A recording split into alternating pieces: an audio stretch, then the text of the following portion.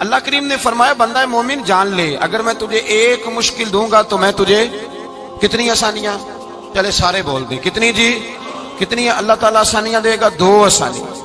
ہم لوگ اچھا جب ہمارا ذہن بن جاتا ہے نا کمزوری کا، ہمارا جب مزاج بن جاتا ہے مایوسی کا، پھر معاملہ ذرا ہمارے لیے گمبھیر ہو جاتا ہے۔ اگر ہم یہ ذہن بنائے نا کہ مشکل میرے اللہ کی طرف سے آئی ہے تو وہ مجھے آسانی بھی ضرور عطا کرے گا، تو پھر اللہ ضرور ہی آسانیاں عطا فرماتا ہے۔ اور جو مشکلات زندگی میں آتی ہیں نا، حضرت مولا علی شیر خدا رضی اللہ تعالیٰ عنہ کا بڑا خوبصورت فرمان ہے۔ حضرت علی فرماتے ہیں جب تجھے مشکل آتی ہے تو وہ تجھے رب کا پتہ بتانے آتی ہے، وہ تجھے اللہ کا پتہ بتاتی ہے، اس لیے کہ جب تو سارے اسباب کر لیتا ہے، جو ضرورت ہوتی ہے پوری کرتا ہے، تندرست ہو کے وہ کام کرتا ہے، پھر بھی کام نہیں ہوتا تو اس کا مطلب ہے کرنے والا تو نہیں، کرنے والا کوئی اور ہے، جو کام کرنے والا کوئی اور ہے۔ تو عزیز بھائی یاد رکھیں ہر مشکل کے ساتھ اللہ نے آسانی رکھی ہوتی ہے۔ اگر اللہ تبارک و تعالیٰ بیماری عطا کرے تو اس کے ساتھ اللہ پھر جو تندرستی دیتا ہے وہ بھی بڑی اعلیٰ ہی عطا فرماتا ہے۔ اگر اللہ کبھی غربت دے تو پھر اس کے بعد جو اللہ تعالیٰ آسانی دیتا ہے وہ بھی بڑی اعلیٰ ہی عطا فرماتا ہے۔ اگر کہیں سے آپ کو دکھ ملتے ہیں تو پھر جب سکھوں کا وقت آتا ہے تو پھر گنے نہیں جاتے۔ یاد رکھیں مشکلات کے پہلو میں آسانیاں ہوتی ہیں، اور جس آدمی کو مشکل آتی نہیں، میرے نبی کریم سید عالم صلی اللہ علیہ وسلم نے فرمایا مومن کو جو مشکل بھی آتی ہے اللہ اس کی برکت سے اس کے گناہوں کو معاف فرما دیتا ہے، اللہ اس کی برکت سے اس کے گناہوں کو معاف کرتا ہے، یہاں تک کہ حضور نے فرمایا میرے مومن کو کانٹا بھی چبھے تو اللہ تعالیٰ اس کی مشکل کو آسان فرما دیتا ہے۔ 2 بزرگ بیٹھے تھے، ایک حضرت احمد رحمت اللہ علیہ اور ایک حضرت شرف الدین منیری رحمت اللہ علیہ۔ تو حضرت شرف الدین منیری کہنے لگے کہ دوست اصل میں وہ ہوتا ہے جو دوست کی طرف سے آنے والی تکلیف پر صبر کرے، جو اللہ کی طرف سے آنے والی تکلیف پہ صبر کرے وہ اللہ کا محبوب ہوتا ہے۔ تو حضرت احمد فرمانے لگے نہیں مجھے تیری بات کی سمجھ کوئی نہیں آئی، صبر کرے وہ اللہ کا دوست ہے، مصیبت پہ صبر کرے۔ تو کہا جناب پھر اگر نہیں سمجھ آئی تو آپ بتا دیں اللہ کا دوست کون ہے؟ تو آپ فرمانے لگے جو محبوب کی طرف سے آنے والی مصیبت کو اس کا تحفہ سمجھ کے قبول کرے وہ اصل دوست ہوتا ہے، اس کا تحفہ سمجھ کے قبول کرے، اپنے رب کا تحفہ سمجھے، مالک کا تحفہ سمجھے کہ اس نے مجھے تحفہ دیا ہے، مجھے کسی مشکل میں ڈالا ہے۔ تو رب کریم بلا مثال و بلا تشبیہ سمجھانے کے لیے اللہ جب کسی کو مشکل میں ڈالتا ہے، کافروں کو تو اس نے موجیں کرائی ہوئی ہے، بڑی بڑی سہولتیں دی ہوئی ہیں، مشکل میں ڈب بھی ڈالتا ہے، اپنے نیک بندوں کو ہی ڈالتا ہے۔ نمرود اور فرعون کے پیروں میں کانٹا بھی نہیں چبھتا تھا، ان کو تکلیف نہیں آتی، تکلیف کسے آتی تھی؟ اللہ کے نیک بندوں کو تکلیف آتی تھی۔ حضرت رابعہ بصریہ جب تک زندہ رہی تب تک بیمار رہی، جس دن طبیعت ٹھیک ہوتی تو کہتی اے اللہ تو کہیں مجھ سے ناراض تو نہیں ہو گیا، تو کہیں ناراض تو نہیں مولا جب تو مجھے تکلیف دیتا ہے تو میں رو کے تیری عبادت کرتی ہوں، جب مجھے دکھ ہوتے ہیں تو میں سجدے میں تڑپتی ہوں، اور خدا بندہ اب تو میں سکھی ہوں، موج میں ہوں، مجھے رونا ہی نہیں آ رہا، تو خدا بندہ تو کہیں ناراض تو نہیں ہو گیا مجھ سے؟ دکھ تو اچھے ہوتے ہیں، دکھ تو پیارے ہوتے ہیں، اور دکھوں کے بعد جو اللہ آسانی دیتا ہے اس آسانی کا پھر کیا ہی کہنا۔ اس حضرت ایوب علی نبینا علیہ الصلوۃ والسلام بیمار رہے، 60 سال اللہ نے تندرستی دی۔ کتنے سال بولے؟ 60 سال، غور کرنا بات پر، 60 سال علیل رہے، پھر بیمار ہو گئے، 18 سال ہو گئے بیمار ہوئے۔ زوجہ کہنے لگی دعا کر لیں آپ کو اللہ صحت دے دے۔ ہمیں اگر کوئی بندہ پوچھ لینا کہ بھائی کبھی کوئی خاص بات تو سناؤ، تو ہم جو ساری زندگی سکھ کے ساتھ سوئے ہوتے ہیں وہ بات نہیں سناتے، وہ جو ایک رات درد سے نیند نہیں آتی اس رات کا قصہ سناتے ہیں، کہتے ہیں وہ میرے الٹے دانت میں درد تھا تو میں ساری رات سو نہیں سکا۔ او بھائی جو ساری زندگی سویا ہے اس کا تو ذکر نہیں کر رہا، اور ایک رات جو تجھے نیند نہیں آ رہی، کسی سے پوچھا جائے، ڈاکٹر کہتے ہیں 360 ہڈیاں ہوتی ہیں وجود میں، کسی سے پوچھا جائے نا تیرا کیا حال ہے تو 359 ہڈیوں کا ذکر نہیں کرتا، جس گھٹنے میں درد ہے اس کا ذکر کرتا ہے، کہتا ہے یہ گھٹنے میں بڑی درد ہے۔ او بھائی باقی 359 ٹھیک ہے نا، ان کی بھی تو کوئی بات سنانا۔ حضرت رابعہ بصریہ رحمت اللہ علیہ کے پڑوس میں ایک نوجوان رہتا تھا، آپ کے پڑوس میں، تو وہ جب جو محلے میں بچے رہتے ہیں نا گاؤں میں ان کا پتہ ہوتا ہے، پڑوسی تھا تو 34-35 سال نوجوان کی عمر ہو گئی، کبھی بیمار نہیں ہوا۔ ایک دن اس کی طبیعت علیل ہوئی، سر میں درد ہوا تو اس نے پٹی باندھ لی سرخ رنگ کی، باہر نکل کے آیا, حضرت رابعہ بصری علیہ رحمہ نے دیکھا تو فرمانے لگے بیٹے خیر ہے؟ لگا جی اماں جی سر میں بڑی درد ہے. آپ فرمانے لگے کتنی عمر ہو گئی؟ کہنے لگا 34-35 سال. فرمانے لگے پہلے تو کبھی درد نہیں نہ ہوئی؟ کہا نہیں اماں جی آج ہی ہوئی ہے. تو آپ فرمانے لگے 34 سال اللہ نے صحت دی ہے, تو نے شکر کی ایک پٹی بھی نہیں باندھی, اور آج درد ہوئی ہے تو شکوے کی پٹی تو نے فوراً ہی باندھ لی ہے. کوئی شکر کی پٹی بھی باندھنی چاہیے. حضرت ایوب 18 سال بیمار رہے. زوجہ کہنے لگی دعا کر لو, تو آپ فرمانے لگے بی بی سے کہ صحت کتنی دیر رہی؟ اس نے کہا 60 سال. تو آپ فرمانے لگے ذرا بیماری کو بھی 60 سال گزر لینے دو, پھر دعا بھی کر لیں گے. یہ دعا کی, اللہ یہ لفظ کہے, اللہ نے صحت دے دی, تندرستی آ گئی. ایک دن گھر میں بیٹھے بیٹھے زوجہ کہنے لگی کہ ایوب یہ بتاؤ دکھ اچھے کہ سکھ؟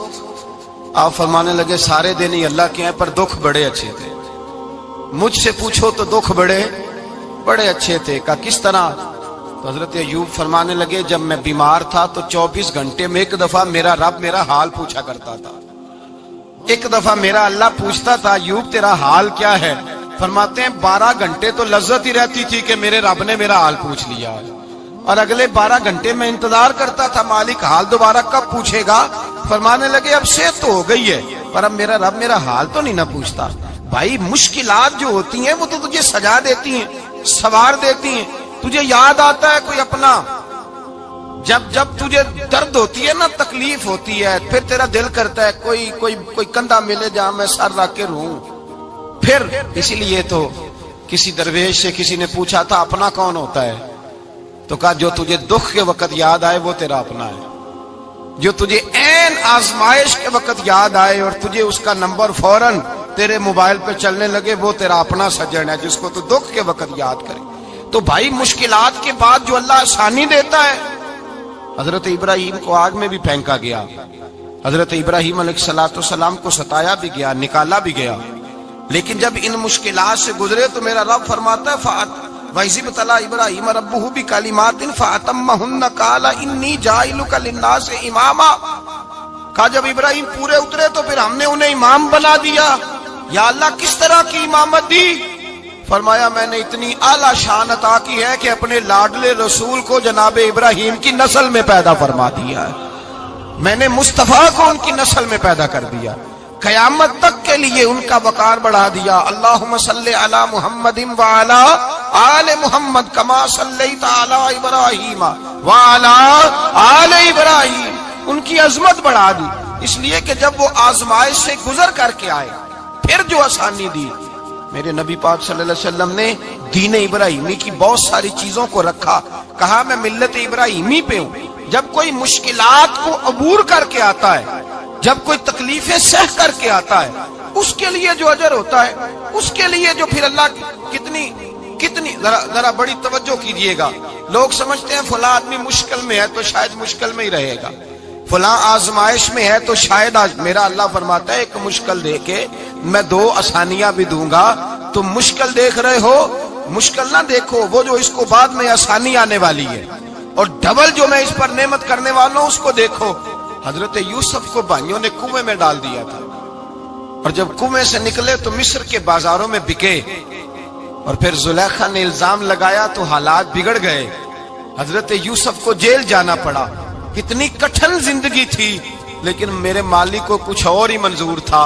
کنویں میں گرنے والے, بازار میں بکنے والے, جیل میں جانے والے, الزام لینے والے جناب یوسف کو رب کریم نے اسی مصر کا بادشاہ بنا دیا.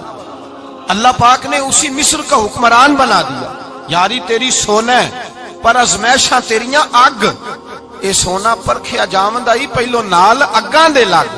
اس کے لیے تھوڑا سا جتن کرنا پڑتا, تھوڑے کٹھن حالات سے گزرنا پڑتا, تھوڑی آزمائشوں کا روپ دیکھنا پڑتا. ہم چاہتے ہیں کہ ہمیں چھیڑے کوئی نہ کوئی تکلیف نہ آئے, کوئی آزمائش. یہ ہو نہیں سکتا میرے بھائی. نامی کوئی بغیر مشقت نہیں ہوا. 100 بار جب عقیق کٹا تب جا کر نگی ہوا. ہم چاہتے ہیں کہ ہمیں کچھ بھی دقت نہ آئے, مشکلات نہ آئے, اور مشکلات تو انسان کو سنوارتی ہیں بھائی, وہ تو نکھارتی ہیں.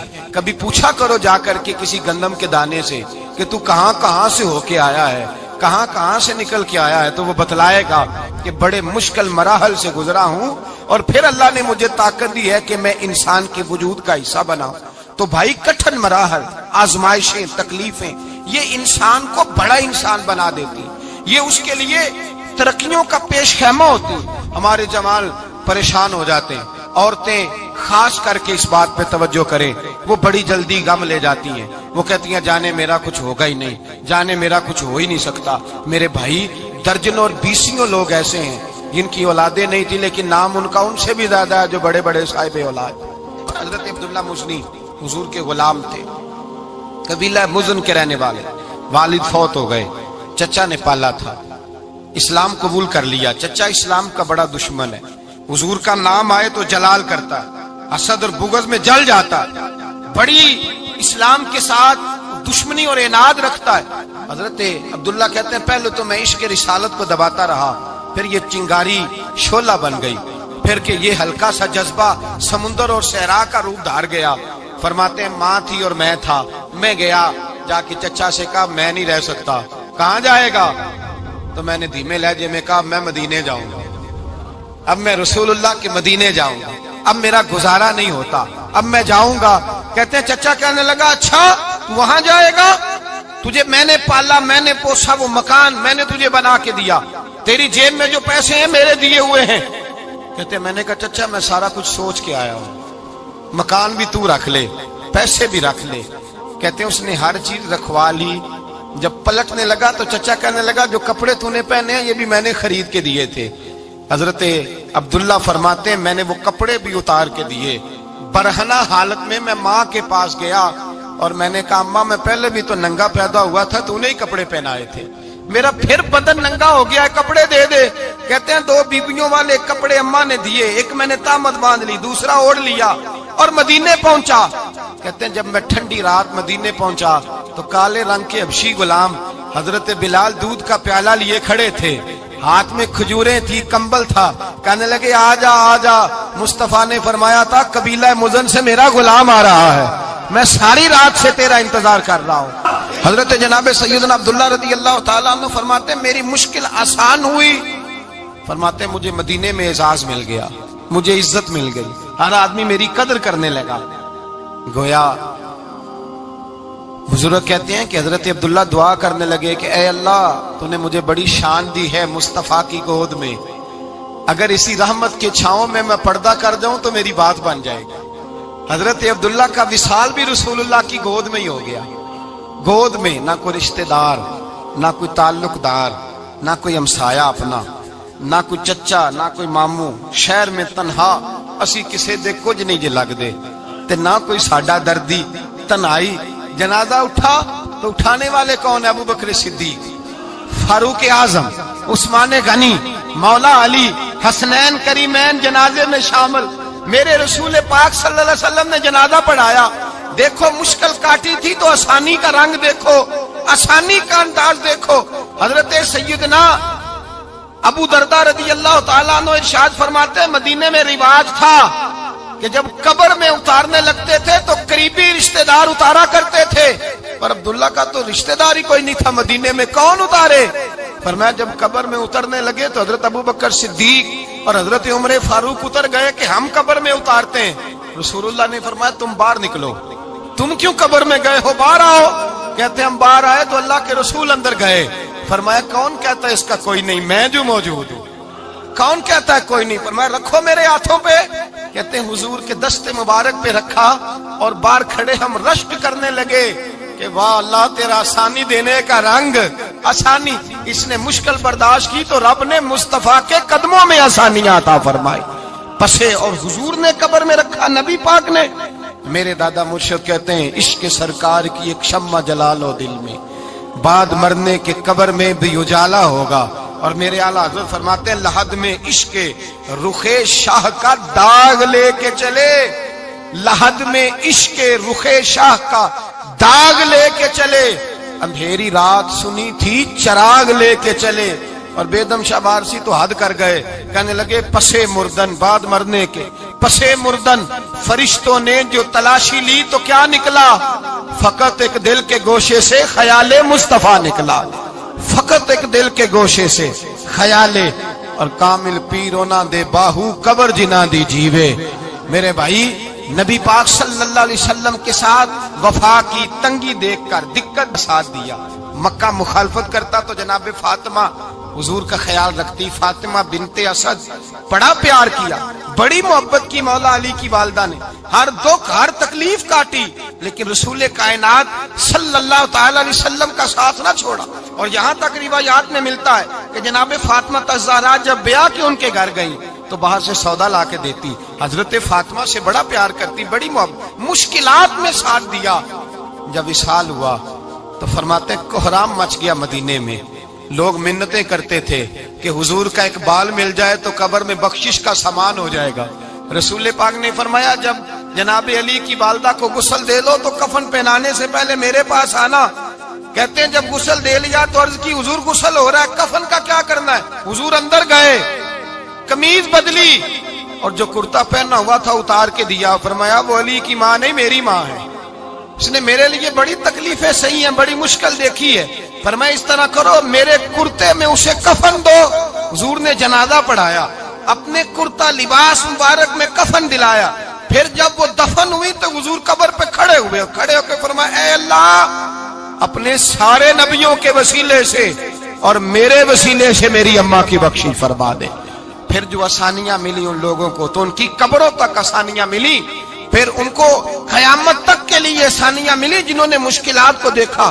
اور بھائی جو سوئے رہے, جو آرام کرتے رہے, جنہوں نے مناسب ہی نہ سمجھا کوئی کٹھن مرحلہ طے کرنا, جنہوں نے کہا نا نا نا نا ہم تو سکھ کے ساتھی ہیں, ہم تو سکون کے ساتھی ہیں, بھائی ہم تو سلوٹ کے ساتھی ہیں, جب موجیں لگے گی تو دوڑ کے پہنچیں گے, کہیں گے ہمارا بھی تعلق بنتا ہے, ہماری بھی رشتہ داری ہوتی ہے, ہمارے بھی رابطے ہوتے ہیں, پھر دوڑ کر کے پہنچیں گے. اصل ساتھی وہ ہوتا ہے جو دکھ کا ساتھی ہوتا ہے, آزمائش کا ساتھی, مشکلات تجھے اونچا اڑاتی. حضرت سلمان فارسی کہتے ہیں میں نبی پاک کی تلاش میں نکلا تھا, حضور کی تلاش میں نکلا, اور میں نے کئی سال حضور کو ڈھونڈا, کبھی ایک دروازے, کبھی ایک دروازے, کبھی دوسرے دروازے, کبھی تیسرے دروازے. فرماتے میں شہزادہ تھا پر بکتا بکاتا مدینے آیا. میں نے نبی پاک کی تلاش میں یہودیوں کی غلامی بھی کی, تیری تلاش میں پھرا میں جنگل پہاڑ اور دشت میں. فرماتے ہیں بڑی تکلیف کاٹی, بڑی آزمائش دیکھی, لیکن اس دن مجھے سارے دکھ بھول گئے. اس دن میری ساری تکلیفیں آسانیوں میں بدل گئی جس دن میرے نبی نے میرا بازو تھام کے کہا سلمانو منا اہل البیت. فرمایا سلمان کو تو میں نے اپنی اہل بیت میں شامل کر لیا ہے. فرماتے اتنی بڑی فضیلت کہ میں رسول اللہ کے خاندان میں جا شامل ہوا. تو بھائی یاد رکھیں, جب آپ کو مشکل آتی ہے تو آپ کو آسانی دینے کے لیے آتی ہے, جب آپ کی طرف کوئی آزمائش آتی ہے تو آسانی دینے. یہ بات صحیح ہے کہ بیٹیاں پیدا ہونے پہ مشکل ہوتی ہے, ان کے نصیبوں سے ڈر آتا ہے, پر جتنی آسانی اللہ بیٹیوں کے باپ کو عطا کرتا ہے اور جتنی رحمت رب بیٹیوں کے باپ پہ فرماتا ہے اتنی بھی کسی اور کے حصے میں نہیں آتی. اس میں شک کوئی نہیں کہ بوڑھے ماں باپ کو جب سنبھالنا پڑے تو مشکل ہوتی ہے. بوڑھوں کی طبیعت بچوں جیسی ہو جاتی ہے, دقت ہوتی ہے, آزمائش ہوتی ہے, ان کی بات سننا بعض اوقات کڑوا لگتا ہے, ان کی فرمائشیں بعض اوقات بچوں کی طرح ایسی ہوتی ہیں جو حل نہ ہو سکیں. لیکن یہ وہی ماں باپ ہیں جن کی نوکری کے بارے میں میرے مصطفیٰ نے فرمایا اگر تو ایک رات انہیں خوش کرنے میں کامیاب ہوا تو اللہ 2 حج اور 2 عمرے کا ثواب عطا فرمائے گا. اس میں شک نہیں کہ بہت سارے کام مشکل ہوتے ہیں, کٹھن ہوتے ہیں, آزمائش والے ہوتے ہیں, اس میں کوئی شک نہیں کہ اس دور میں دین کا کام بڑا مشکل ہے, دعوت و تبلیغ کا سلسلہ بڑا کٹھن ہے. اس دور کے اندر حق بات بیان کرنا بڑا ہی مسئلہ ہے. اس دور کے اندر لوگوں کو کھری بات پہنچانا اور بتانا یہ اپنے ہاتھ میں آگ کا انگارہ پکڑنے کے مترادف ہے. لیکن میرے مصطفیٰ نے فرمایا تھا اس دور میں جب فتنہ ہو من تمسک بسنتی عند فساد امہ فلہ اجر 100 شہید. فرمایا اس دور میں جب آزمائشیں آ جائیں, تکلیفیں آ جائیں, اس دور میں جو میری سنت پر عمل کرے گا, رسول پاک کا وعدہ ہے اللہ ایک سنت پر عمل کرنے والے کو 100 شہیدوں کا ثواب عطا فرمائے. اللہ 100 شہیدوں کا درجہ دے گا اسے. تو بھائی جس قدر مشکل زیادہ اس قدر آسانی بھی, اس قدر اجر بھی زیادہ. مشکلات سے گھبرایا نہ کریں, ذہن بنا لیں کہ جس رب نے دی ہے وہی اللہ نجات بھی عطا فرمائے گا. انسان آسان ہو جاتا ہے. ہم لوگوں نے نا دوڑ صرف سکھ کٹھے کرنے کے لیے لگا لی ہے, سکھ کٹھے کرنے کے لیے. وہ لوگ دکھوں میں راضی رہتے, दुखों में राजी रहते थे, आजमाइशों में। हमारा दावा है रब रसूल से प्यार का, और मेरे हदीस बुखारी में है, फरमाया जो मुझसे जितना ज्यादा प्यार करेगा उतना उसकी तरफ मुश्किल ज्यादा आएगी। हजरत अबू बकर शिबली रहमतुल्लाह अलैह से कुछ लोग मिलने आए, कहने लगे साहब हमें आप बड़े अच्छे लगते हैं, बड़े प्यारे लगते हैं, आपकी जियारत करने आए, दिल करता है 2 घड़ियां पैर दबा दें, दस्त मुबारक चूम जाएं, दस्त बोसी हो जाए, दिल करता है। आपने फरमाया वाकई मुझसे प्यार है? कहा हुजूर बड़ा प्यार है। फरमाया सोच लो का साहब बड़ा प्यार, फिर सोच लो का बड़ा प्यार है। हजरत अबू बकर शिबली दीवाने से आदमी थे, पत्थर उठाए रोड़े और जोर जोर से उन लोगों को मारने शुरू कर दिए, दौड़ गए। कहने लगे बाबा तो पागल हो गया है। जब दौड़े तो हजरत अबू बकर शिबली फरमाने लगे बस तुम तो कहते थे हमें प्यार बड़ा है। कहा हुजूर क्या मतलब? आप फरमाने लगे अगर तुम्हें मुझसे प्यार होता तो मेरे रोड़े खा के मेरे दरवाजे पे मर जाते, कभी मेरा साथ छोड़ के ना जाते। तुम्हें प्यार नहीं, तुम शौक के सज्जन हो, तुम चूरी खाने वाले मियाँ मिठू हो, तुम तो इसलिए आए हो कि यहाँ बरकतें मिलेंगी, मौजें मिलेंगी, तुम्हें प्यार नहीं। हमें खुदा रसूल से प्यार भी है, जरा सी आजमाइश आए रोने बैठ जाते हैं। गरीब भी रो रहा है, बीमार भी रो रहा है, तंग दस्त भी रो रहा है, और जो आदमी किसी मुश्किल में गिरफ्तार है वो भी कहता हो जितना मैं उलझ गया हूँ है ही कोई नहीं। उठे बेदार हो, अपने आप को तवाना करें, अपने अंदर जौलानियां पैदा करें। याद रखें जितनी मुश्किल सख्त होगी उतनी आसानी भी अल्लाह ज्यादा ही अता फरमाएगा। अल्लाह ताला ज्यादा और वादा किया अल्लाह पाक ने, फइन्ना मअल उसरि युसरा, इन्ना मअल उसरि युसरा। फरमाया अगर मैं तुम्हें एक मुश्किल दूंगा तो मैं तुम्हें 2 आसानियां अता फरमाऊंगा। अल्लाह ताला डबल आसानी देता है अगर किसी पर मुश्किल डालता है। अपने आप को कमजोर ना करें, ज़हन बनाए दुख सहने का, मिजाज बनाए तकलीफ बर्दाश्त करने की, फिर ये मुश्किल नहीं होगा, फिर आसानी से बंदा गुजर जाएगा।